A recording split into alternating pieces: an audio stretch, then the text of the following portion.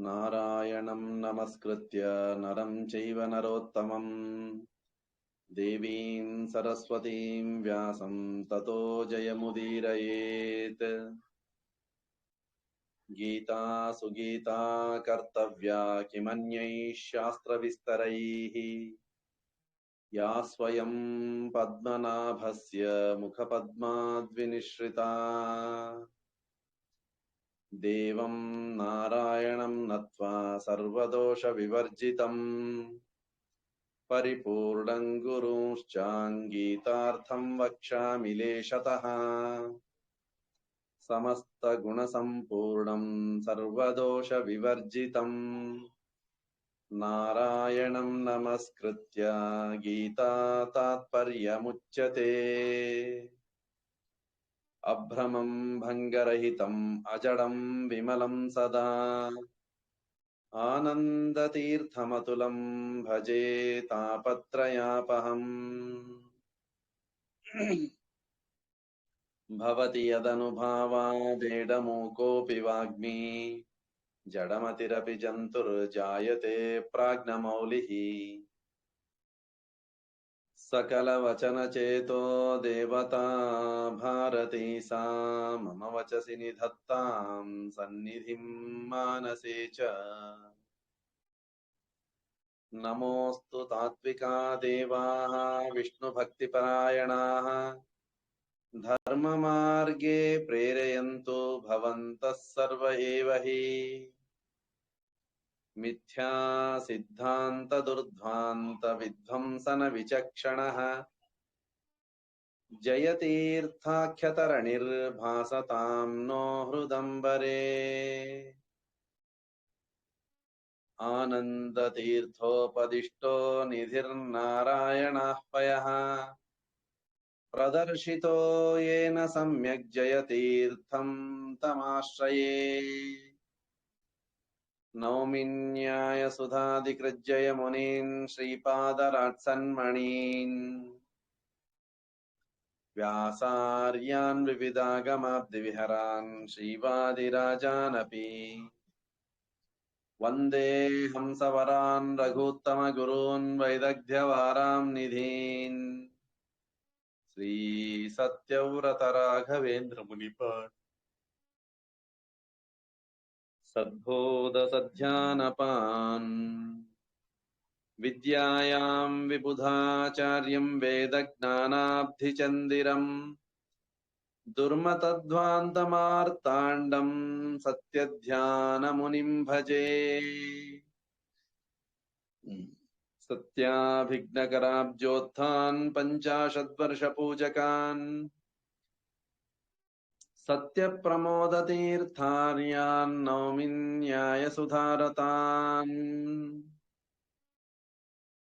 బంధుస్త్వం గురురిష్టదైవతమితి త్వత్పాదపంకేరుహం ప్రాప్తం మాం పరిపాలయేతి సతతం యాచే నిబద్ధాంజలిః. చిత్తం మద్గుణదోషచింతన విధౌ నూనాంమనాంమా కృతాః శ్రీ సత్యాత్మగురో త్వదంఘ్రియుగలం హిత్వా నమే సద్గతిః. విద్యాపీఠ విధాతారం విద్యావారిధిచందిరం విద్యార్థివత్సలం వందే మహామహిమ సద్గురుం. ఆపాదమౌళిపర్యంతం గురూణాం ఆకృతిం స్మరేత్ తేన విఘ్నాః ప్రణశ్యంతి సిద్ధ్యంతి చ మనోరథాః. హరిః ఓం హరిః ఓం హరిః ఓం.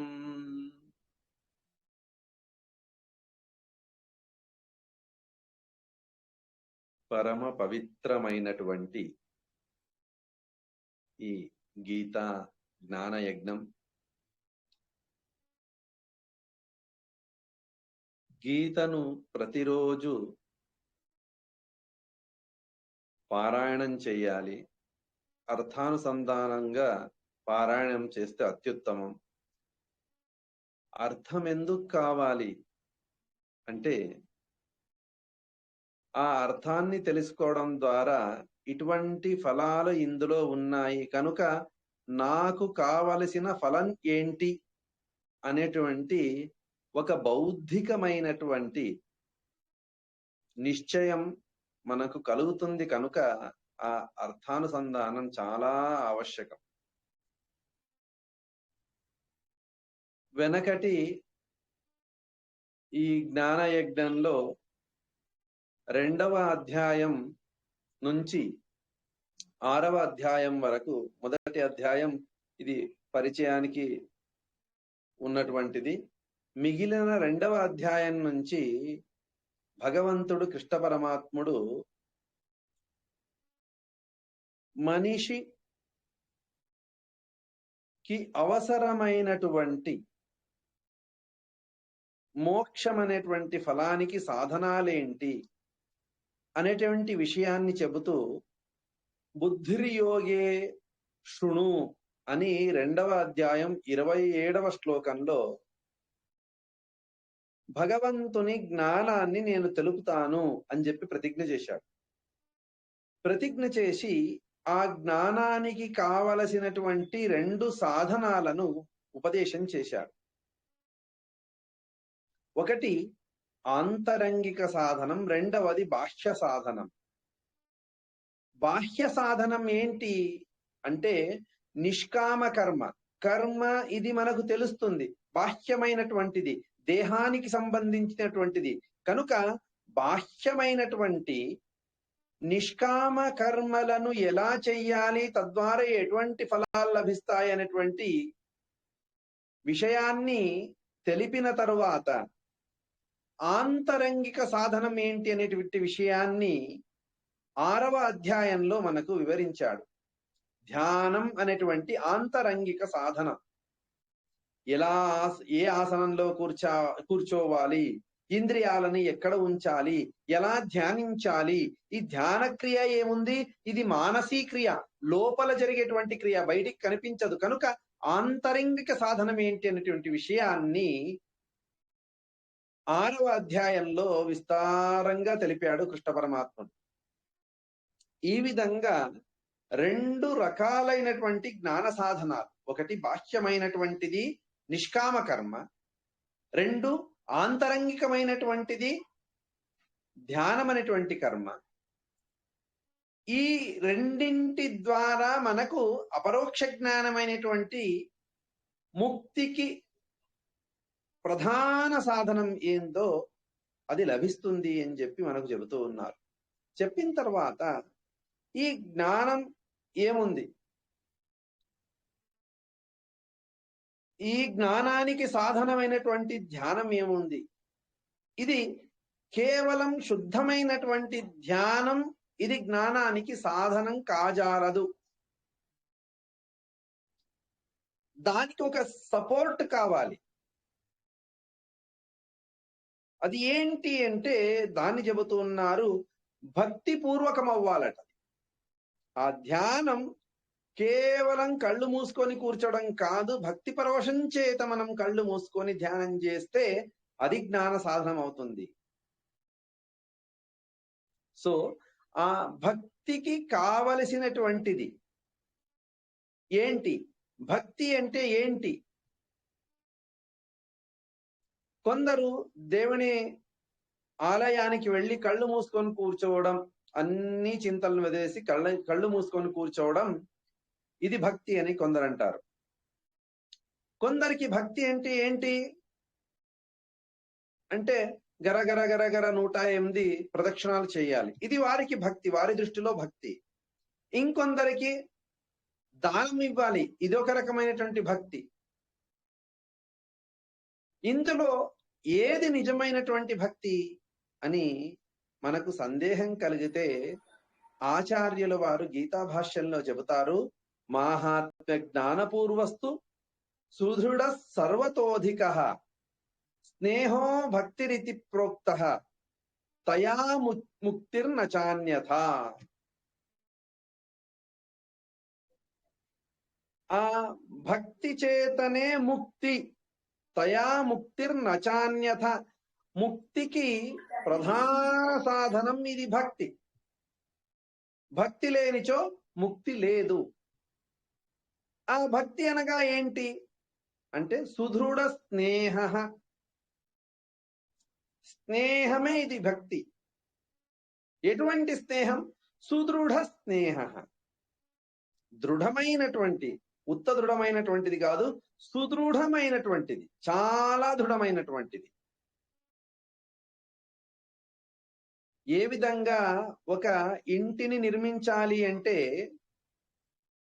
పిల్లర్ ఎంత లోతుకు వెళితే ఇల్లు అంత దృఢంగా నిలబడుతుంది.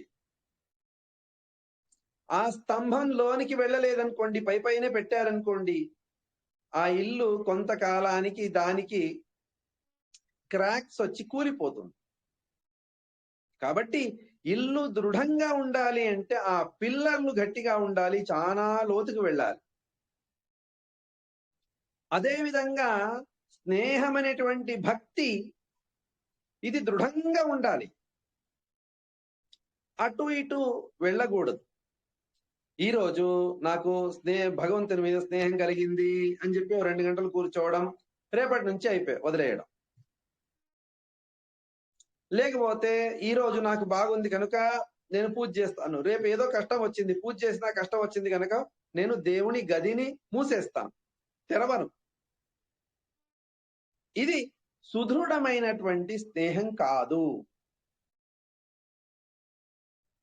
ప్రమేయ దీపికలో టీకారాయుల వారు ఈ సుదృఢ అనేటువంటి శబ్దానికి అర్థం రాసేటప్పుడు స్వాత్మాత్మీయ సమస్త వస్తుభ్య నిరవధిక స్నేహ ప్రవాహ అని అంటారు. స్వాత్మాత్మీయ సమస్త వస్తుభ్య, ప్రపంచంలో నాకు చాలా ఇష్టమైనటువంటిది ఏదైనా ఉంటే మొట్టమొదటిది స్వాత్మ. తనకు తాను చాలా ఇష్టం. తర్వాత ఆత్మీయమైనటువంటి తన దేహం, తర్వాత ఆత్మీయమైనటువంటి తన భార్య పిల్లలు, వీళ్ళంటే చాలా ఇష్టం.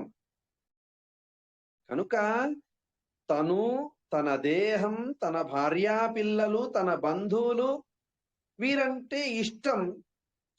వీరికంటే అధికమైనటువంటి స్నేహం ఏముంది? దీన్ని సుదృఢమైనటువంటి స్నేహం అని అంటారు.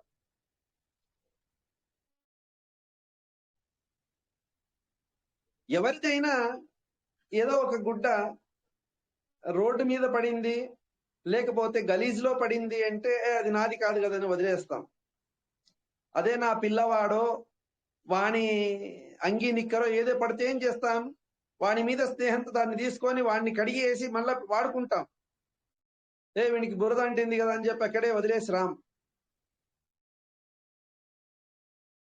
అంటే నావాడు అన్నప్పుడు, నాది అన్నప్పుడు నేను దాన్ని ఏం చేస్తాను? దానిపైన ఉన్నటువంటి ఆ చెడుని తొలగించేసి నేనేం చేస్తాను? దాన్ని స్వీకరిస్తాను. భగవంతుని యందు ఎప్పటికీ చెడు లేదండి, ఎప్పటికీ చెడు లేదు. కానీ భగవంతుడు నాకు చెడు చేశాడు అని చెప్పి అనుకొని భ్రమించి నేనేం చేస్తానంటే ఆయన పూజను మానేస్తాను. అనేకులు అంటుంటారు, మా ఇంట్లో సత్యనారాయణ పూజ లేదండి, మా ఇంట్లో వరమహాలక్ష్మి పూజ లేదండి, మా ఇంట్లో ఆ పూజ లేదండి, మా ఇంట్లో ఈ పూజ లేదండి. కారణం, మా తాతగారు అది చేశారు, చేసిన రోజు చనిపోయారు కనుక మా ఇంట్లో పూజ లేదు. ఇది ఎంతవరకు సబబు? ఎంతవరకు న్యాయం? పూజ చేసిన రోజు భోజనం చేశాను కదా, భోజనం చేసినందుకు ఆయన చనిపోయాడని చెప్పి భోజనాన్ని వదిలేస్తామా? వదిలేయను. నాకు ఇష్టమైనటువంటి మాత్రం నేను గ్రహిస్తాను, స్వీకరిస్తాను, దాన్ని మర్చిపోతాను. భోజనం చేసినందుకు వెళ్ళలేదు, పూజ చేసినందుకు వెళ్ళాడు ఆయన.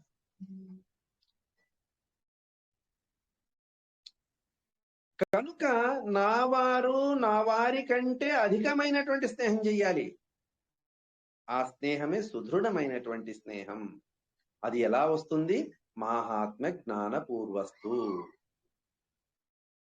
భగవంతుడు చేసేటువంటి ఉపకార జ్ఞానముతో ఎంతెంత ఉపకార జ్ఞానం మనకు అధికంగా వస్తూ ఉందో, భగవంతుడు నాకు చేసినటువంటి ఉపకారం ఏంటి? ఉదయం లేస్తూనే శ్వాసోచ్ఛ్వాస ఇచ్చాడు. దేహంలో 72,000 నాడులు సక్రమంగా పనిచేస్తున్నాయి. ఉండడానికి నీడ ఉంది, కట్టుకోవడానికి గుడ్డ ఉంది, చేసి పెట్టడానికి, వండి పెట్టడానికి భార్యా పిల్లలున్నారు. అయినా ఏదో వెలితితో ఉంటాం మనం. అలా కాదు స్వామి, ఇన్ని నాకు దొరికాయి కదా, లేని వారిని చూడండి, లేని వారిని స్మరించుకోండి, వారి కష్టాలను తెలుసుకోండి. అప్పుడు నేను ఎంత సమృద్ధిగా ఉన్నాను, ఈ సమృద్ధికి కారణం ఏంటి, నేనేదైనా తీసుకొని వచ్చానా వచ్చేటప్పుడు నాది అనడానికి? అన్నీ భగవంతుడు సమకూర్చినది నా కర్మకు అనుగుణంగా. అంటే సమకూర్చేవాడు కావాలి కదా, కర్మం తీసుకొని ఏం చేస్తామండి? ఆ సమకూర్చినటువంటి వాణి ఉపకారాన్ని స్మరిస్తూ వెళ్ళాలి. కేవలం దేవుడు గొప్పవాడు కాదు, గొప్పవాడైనటువంటి దేవుడు నాకు చేసినటువంటి ఉపకారం ఏంటి, ఆ నాకు చేసిన ఉపకారం ద్వారా నాకు ఇండివిజువల్ గా ఆయన యందు స్నేహం దృఢంగా మారుతూ వెళ్తుంది. కనుక నాకు ఏమేమి ఉపకారం చేశాడని చెప్పి స్మరిస్తూ ఉండాలి ప్రతి క్షణం. ఆ మాహాత్మ్య జ్ఞానం, ఉపకార జ్ఞానం సహితంగా ఏమి స్నేహం వస్తుంది, ఇది చాలా దృఢమవుతూ, ఎంతెంత ఉపకార స్మరణ చేస్తామో అంతంత ఆ స్నేహం దృఢమవుతూ వెళ్తుంది. ఆ దృఢమైనటువంటి స్నేహం చేత నిర్మితమైనటువంటి ఆ భక్తి అనేటువంటి ఏమి బిల్డింగ్ ఉంది కదా, చాలా దృఢంగా ఉంటుంది. మాహాత్మ్య జ్ఞానపూర్వస్తు సుదృఢ స్నేహ భక్తిరితిష్యతే తయా ముక్తిర్నచాన్యత. ఆ భక్తియే ఇది ముక్తికి సాధనం తప్పిస్తే మరో మార్గం లేదు అని చెప్పి గీత చెబుతోంది. ఈ విధంగా ఆ భగవంతుని భక్తి పెరగాలి అంటే భగవంతుని ఉపకార జ్ఞానం కావాలి కదా. ఆ ఉపకార జ్ఞానాన్ని, భగవంతుని మహిమను ఈ అధ్యాయంలో చెబుతున్నాను అని చెప్పి కృష్ణ పరమాత్ముడు చెబుతున్నాడు. శ్రీ భగవానువాచ మయ్యాసక్తమనా పార్థ యోగం యుంజన్మదాశ్రయః అసంశయం సమగ్రం మాం యథా జ్ఞాస్యసి తచ్ఛృణు.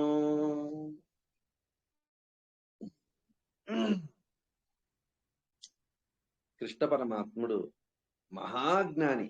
మనము చెప్పవలసిన అవసరం లేదు. మహాజ్ఞాని అంటే మనము చాలా అల్పమైనటువంటి విషయం చెప్పినట్టు. ఈ అధ్యాయం యొక్క సారాంశాన్ని ఈ శ్లోకంలో చెప్తున్నాడు. మయ్యాసక్త మనా పార్థ, మయ్యాసక్త మనాహ, ఎవరైతే నా యందు ఆసక్తమైనటువంటి మనస్సు కలిగి ఉన్నారో వారు యోగం యుంజన్ మదాశ్రయ, నన్ను పొందడానికి యోగమైనటువంటి ఉపాయమైనటువంటి జ్ఞానాన్ని పొందాలి కదా. ఆ జ్ఞానం ఎలా ఉండాలి? అసంశయం సమగ్రం మాం, ఎటువంటి సంశయం ఉండకూడదు. నీకు అటువంటి జ్ఞానం కావాలి అంటే నేను చెప్పినటువంటి దాన్ని ఇంత స్పష్టంగా చెబుతాను కనుక నీకు దానిలో మరే సంశయం రాదు. సమగ్రం అంటే మొత్తం అని చెప్పి మనం అనుకున్నాం. భగవంతుని మొత్త జ్ఞానాన్ని ఆయన చెప్పినా అర్థం చేసుకున్నటువంటి యోగ్యత గాని, శక్తి గాని, ఆయుష్ గాని మనకు లేదు. అంత జ్ఞానం ఆయనలో ఉన్నది. కనుక సమగ్రం అంటే ఏదైతే నేను చెప్పానో ఆ వాటిలో, ఆ మొత్తంలో నీ యోగ్యతకి తగ్గట్టుగా నేను చెప్తాను. ఆ మొత్తంలో నీకు ఎటువంటి సంశయం రాదు. అంత స్పష్టంగా నేను నీకు తెలుపుతాను. సమగ్రం మాం యథా జ్ఞాస్యసి తచ్ఛృణు. నీకు ఎంత అర్థమవుతుందో అంత మాత్రమే చెబుతాను. 1వ క్లాస్ పిల్లవానికి డిగ్రీ పాఠం చెబితే అర్థం కాదు వానికి. అదే విధంగా అర్జున, నీకు ఎంత యోగ్యత ఉన్నదో నాకు తెలుసు, అంత మాత్రమే నీకు చెబుతాను. అందులో నీకు ఎటువంటి సంశయం కలగదు, అంత స్పష్టంగా చెబుతాను అని చెప్పి కృష్ణ పరమాత్ముడు చెబుతూ, జ్ఞానం తేహం సవిజ్ఞానం ఇదం వక్ష్యామ్యశేషతః యజ్ఞాత్వా నేహ భూయోన్యత్ జ్ఞాతవ్యమవశిష్యతే. అటువంటి నా జ్ఞానాన్ని స్పష్టంగా నీకు చెబుతాను అర్జున. అది ఎటువంటి జ్ఞానం? విజ్ఞానం, సవిజ్ఞానం, విజ్ఞాన సహితమైనటువంటిది, విశేష జ్ఞానమైన సహితమైనటువంటి నా జ్ఞానాన్ని నేను నీకు చెబుతాను. యజ్ఞాత్వా నేహ భూయోన్యత్ జ్ఞాతవ్యమవశిష్యతే. ఏ విషయాన్ని నేను చెప్పానో దాన్ని తెలుసుకోవడం ద్వారా నీకు కావలసినటువంటి ఫలాలు ఏం లభించాలో ఆ లభించవలసిన ఫలానికి శేషమేమీ ఉండదు, ఫల సాధనానికి శేషమేమీ ఉండదు. అంటే నీకు ఎంత ఫలం లభించాలో ఆ ఫలానికి కావాలన్నటువంటి సాధనాలు ఏమున్నాయో ఆ సాధనాన్ని మొత్తం నీకు నేను చెబుతాను అని తాత్పర్యం. నీ సాధనం పరిపూర్తి కావాలి, తద్వారా నీకు లభించవలసినటువంటి ఫలం పూర్ణంగా లభించాలి. అంటే నా దగ్గర 1000 రూపాయలున్నది, నేను అకౌంట్లో వేశాను, నాకు 100 రూపాయల వడ్డీ మాత్రమే వచ్చింది. అంటే నేను 900 రూపాయల్ని వెయ్యలేదు, 100 రూపాయల్ని మాత్రమే వేశాను బ్యాంకులో. అలా కాకుండా నా దగ్గర ఉన్నటువంటి 1000 రూపాయలు నేను బ్యాంకులో వేస్తే 1000 రూపాయల వడ్డీ నాకు లభిస్తుంది. ఆ విధంగా నీకు 1000 రూపాయల వడ్డీ రావాలి కదా, ఆ వడ్డీకి కావాల్సినటువంటి డిపాజిట్ 1000 రూపాయలు నీ దగ్గర ఉండాలి కదా. ఆ 1000 రూపాయలు నేను ఇస్తాను, నీకు కావలసినటువంటి జ్ఞానాన్ని నేను నీకు ఇస్తాను, దాన్ని తీసుకొని నీవు డిపాజిట్ చేయి. ఆ జ్ఞానం చేత నీకు కావలసినటువంటి నీకెంత కావాలో అంత భక్తి నీకు లభిస్తుంది అని చెప్పి చెబుతూ, అటువంటి జ్ఞానానికి ఎంత మహత్వం తెలుసా? చాలా దుర్లభం ఆ జ్ఞానం, సులభంగా లభించదు ఆ జ్ఞానం. మనుష్యాణం సహస్రేషు కశ్చిద్యతతి సిద్ధయే యతతామపి సిద్ధానాం కశ్చిన్మాం వేత్తి తత్వతః. ఎంత అద్భుతంగా చెబుతున్నాడు కృష్ణ పరమాత్ముడు. మనుష్యాణం సహస్రేషు కశ్చిత్ యతతి సిద్ధయే. వేలాది మందుల్లో 1-2 మాత్రమే సిద్ధి కొరకు, తనకు కావలసినటువంటి ఫలం కొరకు ప్రయత్నిస్తాడు. అంటే వేలాదిలలో 1-2 ఉంటారు, లక్షలాదుల్లో 100, కోట్లల్లో 1000. ఈ విధంగా 1,00,00,000 మందిలో 1000 మంది వీరు ప్రయత్నం చేస్తున్నారు అని అంటే, సిద్ధి కొరకు ప్రయత్నం చేస్తున్నారు అంటే యతతామపి సిద్ధానాం కశ్చిన్మాం వేత్తి తత్వతః. అటువంటి వారిని ఫిల్టర్ చేసి వేలాది మంది, 1,00,00,000 మందిలో 1000 మందిని మనం ఫిల్టర్ చేసి బయటికి తీసినా కూడా నిజమైనటువంటి జ్ఞానం ఆ వేలాదులలో కొందరికి, 1-2 మాత్రమే లభిస్తుంది. భగవంతుని నిజమైనటువంటి జ్ఞానం. మనుషులు కోట్లాదులు, అందులో సిద్ధి కొరకు, భగవద్జ్ఞానం కొరకు ప్రయత్నించేటువంటి వారు వేలలో ఉంటారు. ఆ వేలల్లో ప్రయత్నం చేసే వారిలో కొందరికి మాత్రమే నిజమైనటువంటి జ్ఞానం లభిస్తుంది, అందరికీ ఫలం లభించదు. రన్నింగ్ రేస్ లో పరిగెత్తే వారి ఆ 50 మందికి ఫస్ట్ ప్రైజ్ ఇస్తే ఎందుకు పరిగెత్తాలి? కొందరికి మాత్రమే ఫస్ట్ ప్రైజ్ వస్తుంది, దానికి మాత్రమే మహత్వం ఉంటుంది. కనుక నా జ్ఞానం తాత్వికంగా తెలుసుకోవాలి అంటే, మహత్వమైనటువంటి ఆ జ్ఞానాన్ని తెలుసుకోవాలంటే మహాప్రయత్నం చేయాలి. ప్రయత్నం చేసే వారికి కొంత పుణ్యము కూడా తోడవ్వాలి, వారికి మాత్రమే ఈ జ్ఞానం లభిస్తుంది అని చెప్పి తన మహిమను కృష్ణ పరమాత్ముడు చెబుతూ ఉన్నాడు. భూమిరాపో నలో వాయు ఖమ్మనో బుద్ధిరేవచ అహంకారమితీయం మే భిన్నా ప్రకృతిరష్టధా. భూమి, ఆపహ అంటే నీరు, అనలహ అంటే అగ్ని, వాయు, తర్వాత ఖం ఆకాశం, మనస్సు, బుద్ధి, అహంకారం ఉపలక్షణంగా మహత్తత్వం, వీటిని గ్రహించాలి. ఈ 8 కూడా నా అధీనంలో ఉన్నటువంటిది, నాకంటే వేరైనటువంటిది, భిన్నమైనటువంటిది, నా స్వరూపం కాదు. కృష్ణ పరమాత్ముడు చెప్పేటువంటి మాట అండి. ఏ శ్రీమదాచార్యులు కాదు, ఏ టీకారాయులు కాదు, ఏ రఘుత్తములు కాదు, ఏ ద్వైత మతం వారు చెప్పేటువంటిది కాదు. కృష్ణ పరమాత్మ అంటున్నాడు, నా నుంచి వేరైన, నా నుంచి భిన్నమైనటువంటి 8 ప్రకృతులు ఉన్నాయి. జడ ప్రకృతి అని చెప్పి పేరు. అందులో జీవ అనేటువంటిది కూడా ఒకటి అస్వతంత్రమైనటువంటిది అని చెప్పి కృష్ణ పరమాత్ముడు చెబుతూ, అపరేయమితస్త్వన్యాం ప్రకృతిం విద్ధిమే పరాం జీవభూతం మహాబాహో యయేదం ధార్యతే జగత్. ఈ విధంగా 8 జడ ప్రకృతులు మరియు ఒక జీవుడు, 9 మంది, వీరు చేతన ప్రకృతి అయినటువంటి లక్ష్మి యొక్క అధీనంలో ఉంటారు. జీవభూతాం మహాబాహో, జీవభూతమైనటువంటి చైతన్యమునేటువంటి ఒక ప్రకృతి ఉన్నది. ఆ ప్రకృతే ఈ ప్రపంచాన్ని, చరాచరాత్మకమైనటువంటి ప్రపంచాన్ని ధరిస్తూ ఉన్నది. యయేదం ధార్యతే జగత్. అటువంటి ఆ చేతన ప్రకృతి లక్ష్మీదేవి ఉన్నది. ఏతద్యోనీని భూతాని సర్వాణీత్యుపధారయ అహం కృత్స్నస్య జగతః ప్రభవ ప్రళయస్తథా. ఏ జడ ప్రకృతి అయితే చేతన ప్రకృతి అధీనంలో ఉన్నదో అటువంటి చేతన ప్రకృతి నాధీనంలో ఉన్నది.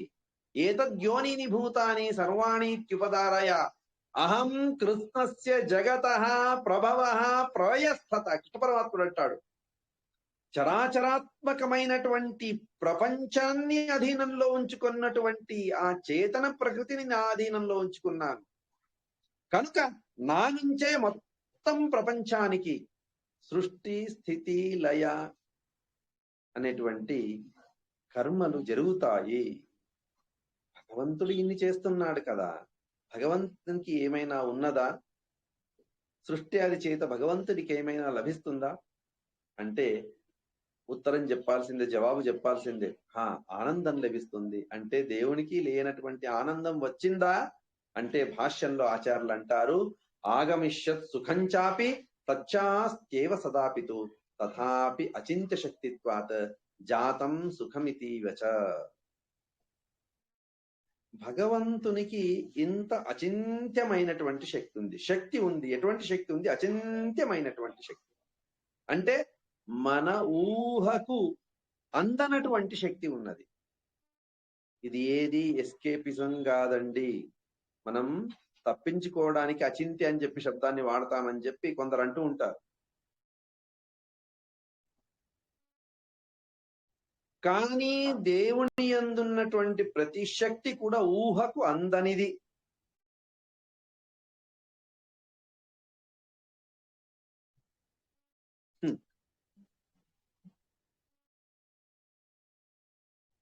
ఎవరైతే చిన్న పిల్లవాడు, 10 రోజుల పిల్లవాడు, అంటే పుట్టి 10 రోజులు 8 రోజులు అయినటువంటి పిల్లవాడు పూతనను సంహరించగలడా? ఇది ఊహ చేయడానికి మనకు సాధ్యమవుతుందా చెప్పండి, మనలాంటి వారికి? కానీ కృష్ణ పరమాత్ముడు చేశాడంటే అవునండి అని చెప్పి సంతోషపడి వెళ్తాం. 10 రోజుల్లోనే కృష్ణ పరమాత్ముడు చంపేశాడని చెప్పి చాలా గొప్పగా చెప్పుకుంటాం. ఇటువంటి ఎన్ని కర్మలను చూపించాడండి ఆయన. ఎంతమంది అసురులను చిన్న పిల్లవాడుగా ఉన్నప్పుడు ఎంతమందిని చంపాడు ఆయన. ఇది అచింత్యం కాదు. కాబట్టి ఆగమిష్యత్ సుఖం చాపి, ముందు కలిగేటువంటి సుఖం కూడా ఆ భగవంతునికి ఇప్పుడున్నది. తచ్చ అస్తేవ సదాపితు, ఇప్పుడు కాదు ఎల్లప్పుడూ ఉన్నది. భూతకాలంలో ఉన్నది అంటే రేపు ఒక మామిడి పండు తింటాడు ఆ స్వామి, తద్వారా ఆ మామిడి పండు తినడం ద్వారా వచ్చేటువంటి ఏమి సుఖం ఉన్నదో ఆ సుఖం ఇప్పుడున్నది, నిన్న ఉన్నది, 1000 సంవత్సరాల కింద ఉన్నది, 1000 సంవత్సరాల తర్వాతను ఉన్నది.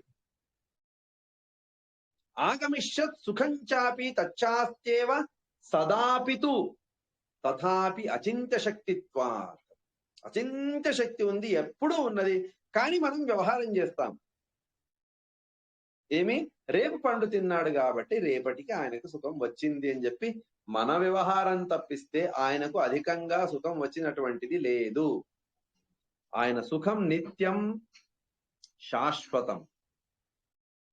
కనుక ఆ భగవంతుడు వీటినన్నింటినీ తన అధీనంలో ఉంచుకొని తాను నియంత్రిస్తున్నాడు. ఇది భగవంతుని గొప్ప మహిమ.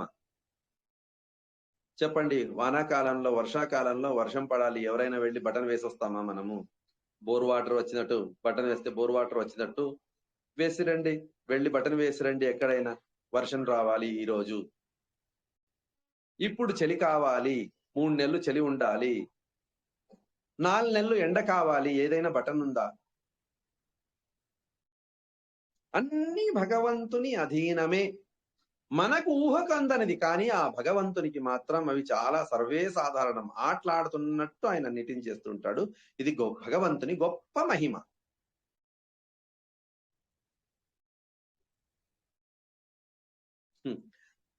ఇలా చెబుతూ కృష్ణ పరమాత్ముడు అంటాడు, ముందు మత్త పరతరం నాణ్యత కించిదస్తి ధనంజయ మై సర్వమిదం ప్రోతం సూత్రే మణిగణా ఇవ. నాకంటే గొప్పదైనటువంటిది ప్రపంచంలో ఏదీ లేదు. మత్త పరతరం నాణ్యత కించిత్ అస్తి ధనంజయ, చిన్నది ఎటువంటిదైనా కూడా నాకంటే గొప్పది ఏదీ లేదు. మయి సర్వమిదం ప్రోతం సూత్రే మణిగణా ఇవ. చరాచరాత్మకమైనటువంటి జడ మరియు చేతనాత్మకమైనటువంటి ప్రపంచంలో ఈ జడానికి ఇటువంటి శక్తి ఎందుకు వచ్చింది, ఈ చేతనానికి ఇటువంటి శక్తి ఎందుకు వచ్చింది, ఈ చేతనం ఇలా ఎందుకుంది, ఈ జడం ఇలా ఎందుకుంది అని మీరు వెతుకుతూ వెళ్తే, దాని మూలాన్ని వెతుకుతూ వెళ్తే చివరికి నా దగ్గరికి రావాల్సి ఉంది. కృష్ణ పరమాత్ముడు అంటాడు, మై సర్వమిదం ప్రోతం సూత్రే మణిగణా ఇవ. ఇవన్నీ పైకి కనిపించేటువంటి మణులు, నీలమణి, హరితమణి, కృష్ణమణి, రక్తమణి. ఈ మణుల్లో ఏం చేస్తాం మనము? పూసల ఒక మాలను చేస్తాం, మణుల ఒక మాలను చేస్తాం. వాటిలో ఉన్నటువంటి కామన్ ఫ్యాక్టర్ ఏంటి అంటే దారం. అదే విధంగా ఈ ప్రపంచంలో ఉన్నటువంటి ఏ జీవి వాటికి అది చాలా గొప్పదండి. వాటికి అవి ఉన్నటువంటి టాలెంట్ వేరే వారికి ఉండదు. నాలో ఉన్నటువంటిది ఎగ్జాంపుల్ ఎందుకు, ఒక్కొక్క జాతిని తీసుకుందాం. ఒక స్పైడర్ ఉంది, స్పైడర్ లో ఆ వెబ్ నిర్మించేటువంటి ఒక సామర్థ్యం ఉంది. హనీ బీ ఉంది, దానికి హనీని సంగ్రహించేటువంటి సామర్థ్యం ఉంది. హైవ్ని నిర్మాణం చేసేటువంటి సామర్థ్యం ఉంది. చీమ ఉంది, ఒక పుట్టను నిర్మాణం చేసేటువంటి సామర్థ్యం ఉంది. ఆ సామర్థ్యం వాటికి ఎక్కడి నుంచి వచ్చింది? మీరు తల కింద తపస్సు చేసినా కూడా, మీకు ఎటువంటి మట్టినిచ్చినా కూడా, ఒక పుట్టను నిర్మాణం చేసి చూపించండి, ఒక వెబ్ ని నిర్మాణం చేసి చూపించండి, స్పైడర్ వెబ్ ని నిర్మాణం చేసి చూపించండి, సాధ్యమే లేదు. కృష్ణ పరమాత్ముడు అంటాడు, ఏ యొక్క ప్రతి జీవరాశిలో ఉన్నటువంటి ఏ గొప్పతనం ఉన్నదో దానికి మూలం నేను. పైన వాటికి మాత్రం క్రెడిట్ ఇస్తాను, లోపల దారం నేను. అవన్నీ మాలలైతే వాటి ఎంత దారం నేను అని కృష్ణ పరమాత్ముడు అంటున్నాడు. మయి సర్వమిదం ప్రోతం సూత్రే మణిగణా ఇవ. ఇది ఒక్కొక్క జాతిది కాదు, ఇండివిజువల్, ఒక్కొక్క మనిషిలో కూడా ఒక్కొక్క టాలెంట్ ఉంటుందండి. అది కూడా నాదే అని చెప్పి కృష్ణ పరమాత్ముడు అంటాడు. చెబుతూ వాటికి దృష్టాంతాలు చెప్తాడు కృష్ణ పరమాత్ముడు. రసోహమప్సు కౌంతేయ ప్రభాస్మి శశిశూరేయో. నీటిలో ఒక గుణం ఉన్నది, ఏదది? పారే గుణం. రసగుణం ఏముంది? అది నాది. నీటిలో ఉన్నటువంటి పారే గుణం నాది. ప్రభాస్మి శశిశూర్యయో, సూర్య చంద్రుల్లో ఉన్నటువంటి కాంతి ఇది నాది. ప్రణవ సర్వవేదేషు, అన్ని వేదాల సారం ప్రణవ మంత్రం ఓంకారం. అనువ్యాఖ్యానంలో తర్వాత ఈ 12వ అధ్యాయంలో కూడా ఈ మాట చెప్తాడు కృష్ణ పరమాత్ముడు. ఓమిత్యేకాక్షరం బ్రహ్మ వ్యాహరన్మ అని చెప్పి చెప్తాడు. భగవంతుడికి ఒక పేరుంది బ్రహ్మ. బ్రహ్మ అంటే గుణపూర్ణుడు, అనంత గుణాలు ఉన్నటువంటి వాడు. ఆ అనంత గుణాలను మనం తప్పక తెలుసుకోవాలట. అనంత గుణాలను ఎలా తెలుసుకుంటామండి? అనంతం తెలుసుకొనడం రెండు విరుద్ధం. తెలుసుకున్నాము గుణాలన్నింటి అంటే అవి అనంతం కాదు, అనంతం అయితే తెలుసుకోలేము. అనంత గుణాలని తెలుసుకోవడం ఎలా? అంటే అనువ్యాఖ్యానంలో శ్రీమదాచార్యులు అంటారు, తత్వప్రకాశికలో కూడా, బ్రహ్మసూత్ర భాష్యంలో కూడా అంటారు, బ్రహ్మ అని చెప్పి ఉపాసన చేయండి, అన్ని గుణాలు అందులో ఉంటాయి కనుక అన్ని గుణాలు ఉపాసన చేసేటువంటి పుణ్యం మీకు లభిస్తుంది. ఆ బ్రహ్మ అనేటువంటి అనంత గుణాలను ఇమిడి ఉన్నటువంటి ఆ బ్రహ్మ శబ్దం ఏముంది? అనంత గుణాలు, అనంత రూపాలు, వాటిని ఒకే ఒక అక్షరం చెప్తుంది, ఓంకారం. కనుక భగవంతుడు అంటున్నాడు, ప్రణవ సర్వవేదేషు, అన్ని వేదాల సారమైనటువంటి ప్రణవం నేను, నాది అది. శబ్దకే పౌరుషం దృషు, ఆకాశంలో ఉన్నటువంటి గుణం శబ్దం, అది నాది. పౌరుషం ఋషు, మనుషులో ఉన్నటువంటి పౌరుషం, చలన శక్తి, పౌరుషం అంటే కొట్లాడడం కాదు, చలన శక్తి, పురుషుల్లో ఉన్నటువంటి ధర్మం, చలన శక్తి, ఇది నాది.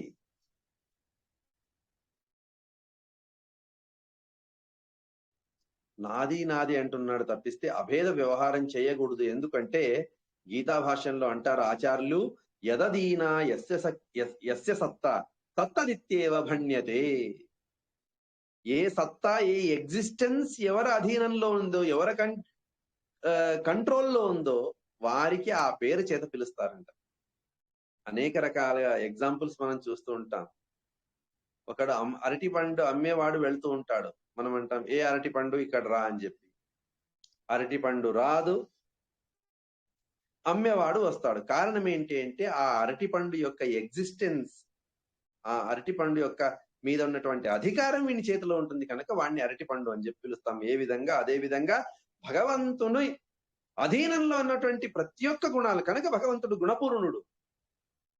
ఆ గుణాలన్నింటినీ కూడా భగవంతుడు ఒక్కొక్క దాంట్లో ఒక్కొక్క గుణాన్ని ఉంచాడు. ఆ గుణం ఈయన అధీనంలో ఉంది కనుక ఆ గుణాల పేరుతో ఈయన్నే పిలుస్తారు అని చెప్పి చెబుతున్నారు శ్రీమదాచార్యుల వారు.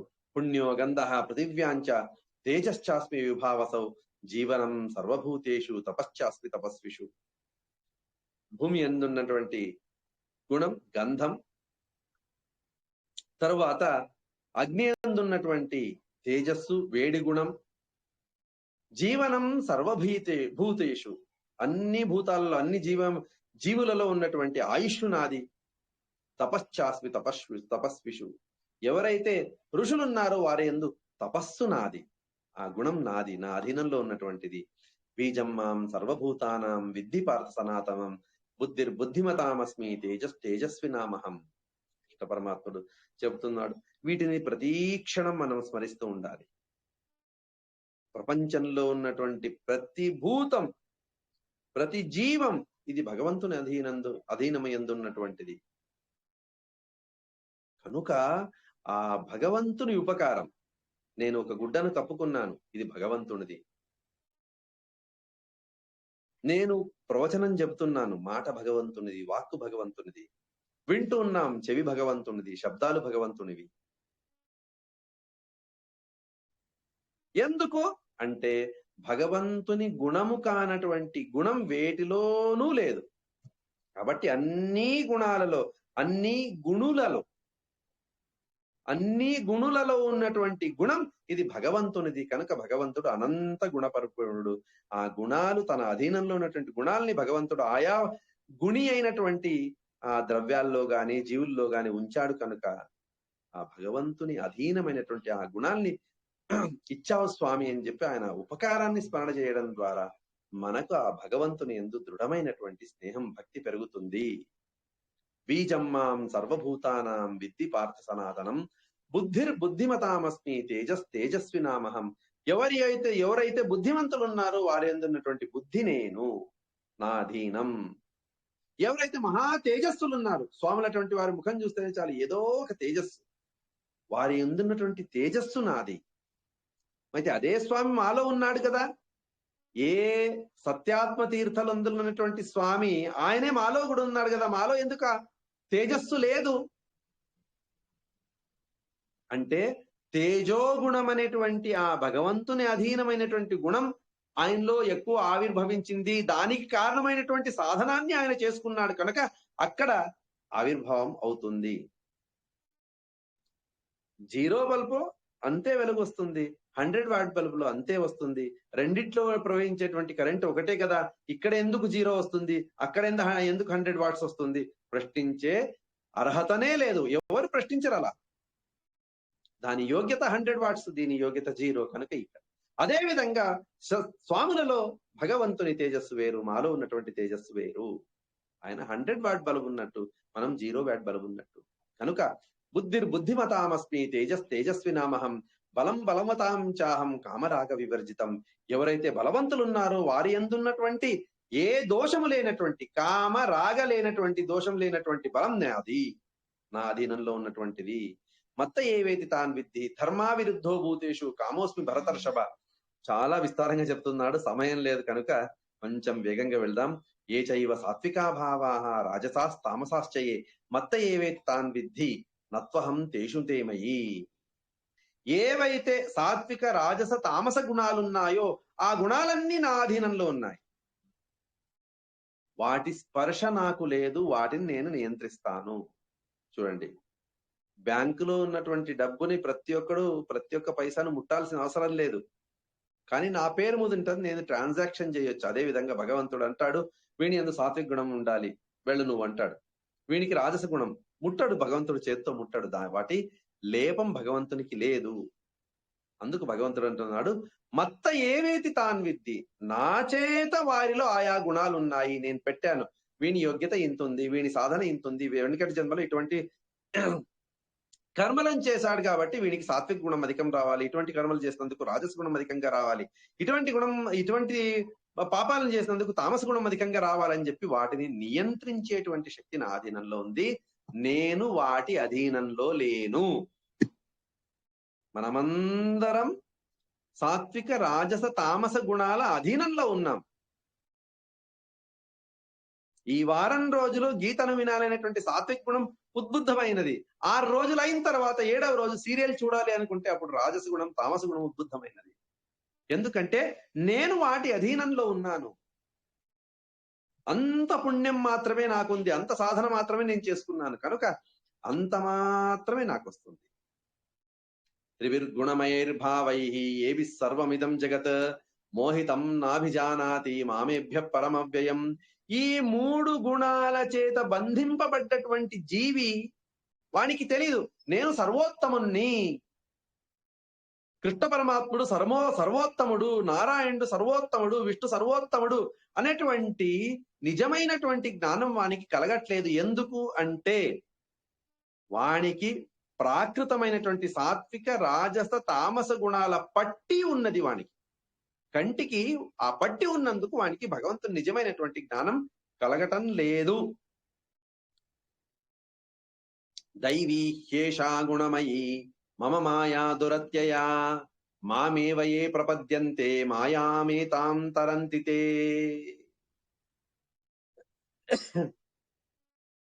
సర్వస్వతంత్రుడైనటువంటి వాణ్ణి, అందరినీ నియంత్రించేటువంటి వాణ్ణి కనుక మాయా అనేటువంటి దుర్గాదేవిని కూడా నేనే నియంత్రిస్తూ ఉన్నాను. అంతేకాదు మహామాయ అని చెప్పి దేన్ని అంటారు అంటే భగవంతుని ఇచ్ఛాశక్తిని మహామాయ అని అంటారు. అటువంటి భగవంతుని ఇచ్ఛ అనేటువంటి మహామాయ మరియు తామసాభిమాని అయినటువంటి దుర్గాదేవి, భగవంతుని అధీనంలో ఉన్నటువంటి మాయ అనేటువంటిది, భగవంతుని ఇచ్ఛాశక్తి ఒక మహామాయ, భగవంతుని అధీనంలో ఉన్నటువంటి దుర్గా అనేటువంటిది ఒక మాయ. ఈ రెండింటి చేత ఇవి ఎంత ప్రబలంగా ఉన్నాయంటే వీటిని జయించడం అసాధ్యం. మాకు మీకు కాదు, గీతా భాష్యంలో శ్రీమద్ అంటారు, తచ్చక్త్యనంతాంశహీనాథాపి తస్యాశ్రయా ప్రభో అనంత బ్రహ్మ రుద్రాదేహే నాస్యా శక్తి కలాపి తేషాం దురత్యేష వినా విష్ణు ప్రసాదతః.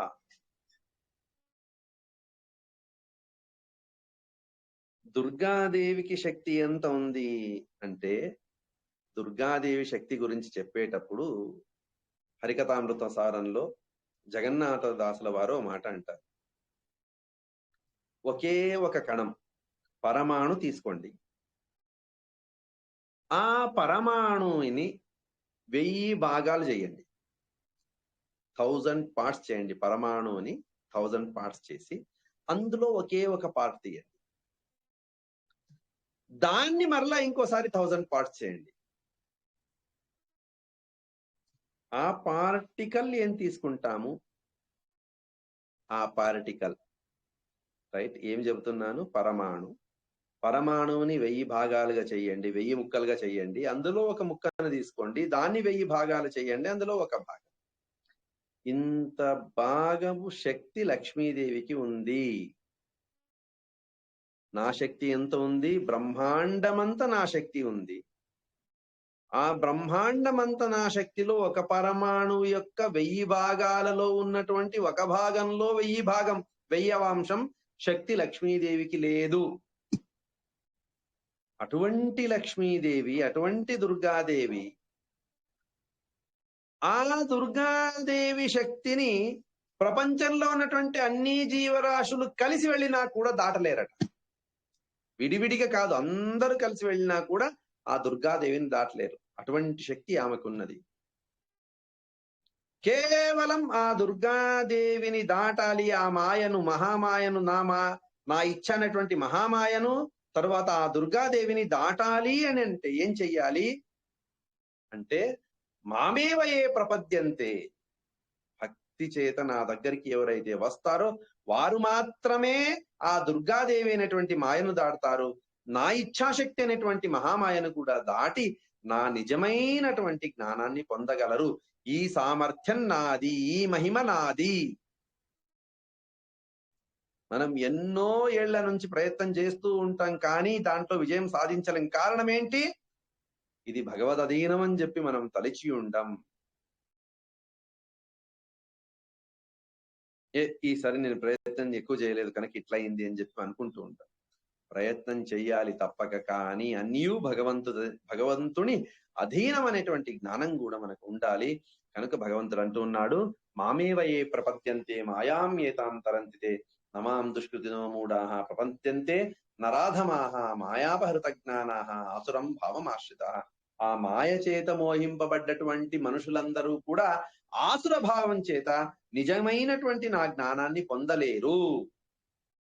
నమాం దుష్కృతినో మూఢాః ప్రపద్యంతే నరాధమాః, వారు నరాధములు అని చెప్పి చెబుతూ, ఎవరు నన్ను ఉపాసన చేస్తారు అనేటువంటి విషయాన్ని కృష్ణ పరమాత్ముడు చెబుతున్నాడు. చతుర్విధ భజంతే మాం జనా సుకృతినోర్జున ఆర్తో జిజ్ఞాసురర్థార్థి జ్ఞానీచ భరతర్షవ. 4 రకాలైనటువంటి వారు నన్ను సేవిస్తారు. వారు సుకృతులు, మంచి పుణ్యం చేసినటువంటి వారు. ఎవరు? ఆర్తః, ఎవరికైతే రోగాలు ఉంటాయి కదా,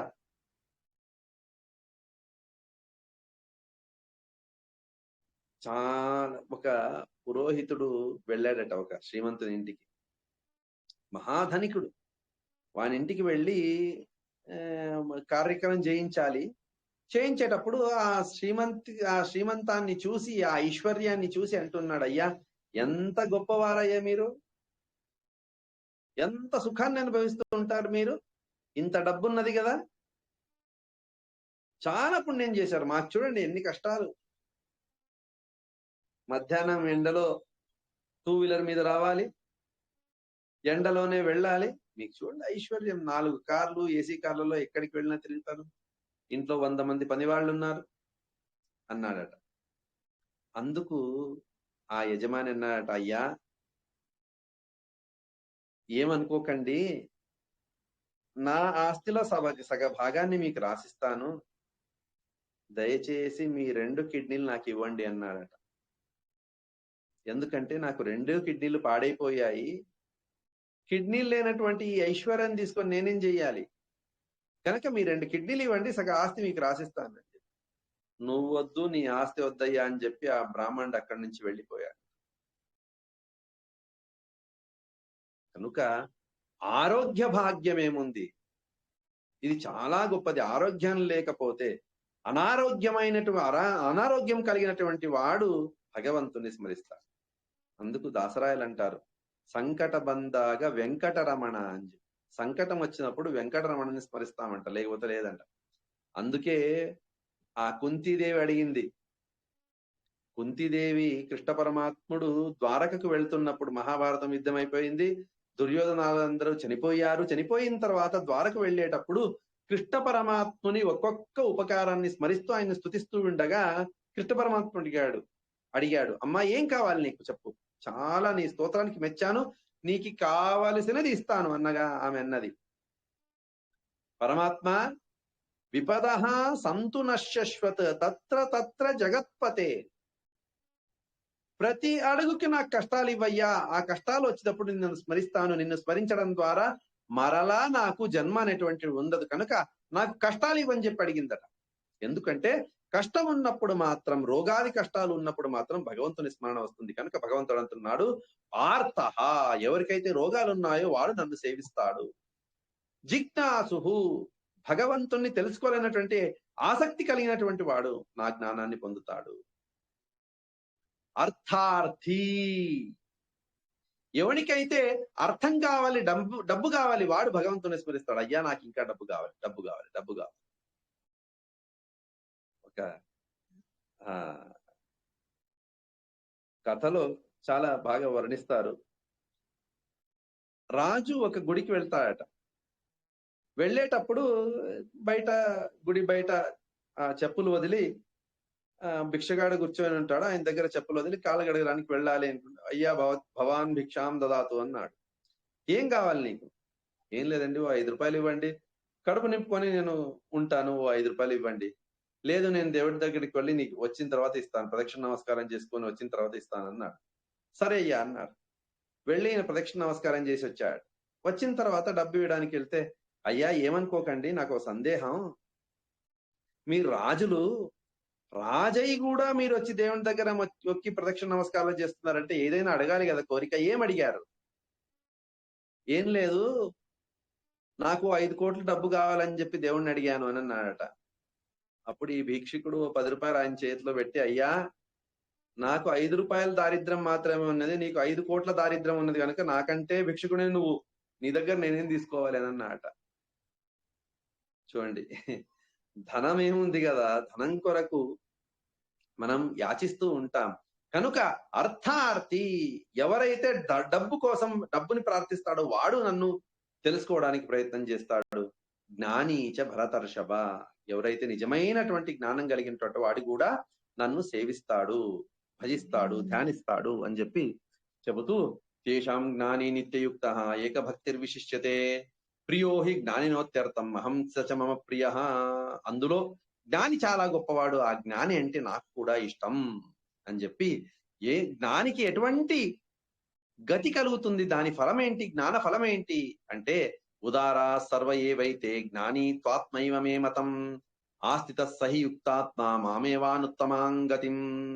మిగిలిన ముగ్గురు ఏదో ఒక ఆశ చేత నా సేవం చేస్తారు, జ్ఞాని మాత్రం దేన్ని అపేక్షించకుండా వాడు నా సేవం చేస్తాడు, కనుక వాడు చాలా గొప్పవాడు, వాడే నా గతిని అంటే నన్ను పొందుతాడు. బహూనాం జన్మనామంతే జ్ఞానవాన్ మాం ప్రపద్యతే వాసుదేవ సర్వమితి సమహాత్మా సుదుర్లభ. కొన్ని కోట్ల జన్మలైన తరువాత ఇటువంటి జ్ఞానాన్ని కలిగినటువంటి వాడు, అంతా భగవంతుడు చేసేటువంటి వాడు, అంతా భగవదధీనం అని జ్ఞానాన్ని పొందినటువంటి వాడు చివరికి కొన్ని కోట్ల జన్మలైన తర్వాత నన్ను పొందగలడు. అటువంటి జ్ఞాని సుదుర్లభుడు, చాలా కష్టంగా కనిపిస్తాడు మనకి. మన స్వాములు లాంటి వారు ఎక్కడో ఒకరో ఇద్దరు మాత్రమే కనిపిస్తారు. జ్ఞానమే నాకు ప్రధానం, ఏ విషయం నాకు అవసరం లేదు, విషయాసక్తి లేదు అనేటువంటి వారు చాలా దుర్లభం. కామైస్తైస్తైర్ హృతజ్ఞానాః ప్రపద్యంతేన్యదేవతాః తం తం నియమమాస్తాయ ప్రకృత్యా నియతా స్వయా. యో యో యాం యాం తనుం భక్తః శ్రద్ధయార్చితుమిచ్చతి తస్యాచలాం శ్రద్ధాం తామేవ విదధామ్యహం. కృష్ణ పరమాత్ముడు అంటాడు, ఎవరికి ఏ కామం ఉంటుందో ఆ కామం కొరకు వారు ఆ కామాన్ని ప్రసాదించేటువంటి ఇతర దేవతల చెంతకు వెళ్లి వారి సేవ చేస్తారు. అది వారి స్వభావం. అంటారు కదా, గాడిదకేం తెస్తూ గంధపు వాసన. గాడిదకి తెలుస్తుందా? తెలియదు. గంధం తెచ్చినా కూడా నాకు వద్దంటుంది. అది వెళ్ళి మళ్ళా ఆ బురదలోనే పొల్లాడుతుంది. అదే విధంగా నేను జ్ఞానాన్ని ఇస్తాను రా, వద్దొద్దు నాకు వద్దండి, నాకు ఇది కావాలి, నేను తామస దేవుని దగ్గరికి వెళ్తాను, తామస ఫలం కావాలి, నేను వాడి దగ్గరికి వెళ్తానని చెప్పి నేను వారి వారి స్వభావానికి అనుగుణంగా ఆయా దేవతల దగ్గరికి వెళ్తారు. ఆ వారి యందున్నటువంటి అచలమైనటువంటి శ్రద్ధను కూడా ఇచ్చేటువంటి వాడిని నేనే. కొందరికి గణపతి అంటే చాలా గొప్ప, విష్ణు వద్దంటారు, లక్ష్మి వద్దంటారు, వాయుదేవుణ్ణి వద్దంటారు, గణపతి చాలమా. అటువంటి వారికి ఆ గణపతి యందు అచలమైనటువంటి శ్రద్ధను నేనే ఇచ్చేటువంటి వాడిని. గణపతిలో ఉండి ఆ ఫలాన్ని ఇచ్చేటువంటి వాడిని నేనే. ఆ ఫలం అత్యల్పమైనటువంటి ఫలం. ఎందుకంటే వాని స్వభావం అంతే, వాని యోగ్యత అంతే కనుక ఆ ఫలాన్ని మాత్రమే నేను ఇస్తాను. అంతవత్తు ఫలం తేషాం తద్భవత్యల్పమేధసాం దేవాన్ దేవయజో యాంతి మద్భక్తా యాంతి మామపి. నా భక్తులైతే తప్పక నా దగ్గరికి వస్తారు, వేరే వారి దగ్గరికి చెంతకు వెళ్ళరు. అవ్యక్తం వ్యక్తిమాపన్నం మన్యంతే మామ బుద్ధయ పరంభావం అజానంతో మామవ్యం అనుత్తమం. ఎవరైతే బుద్ధి లేనటువంటి వారు ఉంటారో వారేమంటారు, భగవంతుడు రామునిగా పుట్టాడు, కృష్ణునిగా పుట్టాడు, తల్లి గర్భంలో ఉండి గర్భవాస దుఃఖాలను అనుభవించాడు అని చెప్పి తెలుసుకుంటారు. ఎవరు వాళ్ళు? ఎవరికైతే నా నిజమైనటువంటి సరి అయినటువంటి జ్ఞానం లేదో అటువంటి వారు. అవ్యక్తం వ్యక్తిమాపన్నం, అవ్యక్తం ఎవ్వరికి కనిపించినటువంటి నేను, అదృశ్యనైనటువంటి నేను నాకు కనిపించాడు అని చెప్పి కొందరు అంటారు. లేదు, వారెవరు? వాళ్ళంతా అబుద్ధయ, బుద్ధి లేనటువంటి వారు. పరంభావం అజానంత మామవ్యయం అనుత్తమం, నా శ్రేష్టమైనటువంటి ఆ స్థానాన్ని, సర్వోత్తమత్వాన్ని ఎవరు గ్రహించరు అటువంటి వారు. వారు నన్ను చూసినారు అని చెప్పి తమ గొప్పల్ని చెప్పుకుంటారు. నాహం ప్రకాశ సర్వస్య యోగమాయా సమావృత మూఢోయం నాభిజానాతి లోకోమాం అజమవ్యయం. నేను ఎవ్వరికి సులభంగా ప్రకాశానికి రాను, కనిపించను. నాహం ప్రకాశ సర్వస్య యోగమాయా సమావృత, నా ఇచ్ఛ. ఎందుకంటే రెండు మాయలున్నాయి, ఒకటి భగవదిచ్ఛ అనేటువంటి మహామాయ, ఇంకోటి దుర్గాదేవి. ఆ దుర్గాదేవి భగవంతుణ్ణి ఆచ్ఛాదన చెయ్యలేదు, భగవంతుణ్ణి ముయ్యలేదు. ఎందుకంటే భగవంతుడు సర్వోత్తముడు, ఎవరి అధీనంలో ఉండడు కనుక తన ఇచ్ఛాశక్తి చేత ఆయన ఏం చేస్తాడు, ఎవరికి కనిపించకుండా తన మాయ చేత మూయబడ్డాడు. ఈ దుర్గాదేవి ఏం చేస్తుంది అంటే తనకంటే చిన్నవారైనటువంటి అజ్ఞానుల కళ్ళను మూసివేస్తుంది. ఆ తన మాయ చేత వారికి అజ్ఞానం కలిగేట్టు చేస్తుంది. కనుక నాహం ప్రకాశ సర్వస్య యోగమాయా వ్యవస్థిత మూఢోయం నాభిజానాతి లోకో మాం అజమవ్యయం. ఆ మూఢుడైనటువంటి అజ్ఞాని, అజమైనటువంటి అంటే జన్మ లేనటువంటి, అవ్యయం నాశరహితమైనటువంటి నన్నేమనుకుంటాడు, ఈయనకు జన్మ ఉంది, కృష్ణ పరమాత్ముడు మరణించాడు బాణం చేత అని చెప్పి అనుకుంటాడు.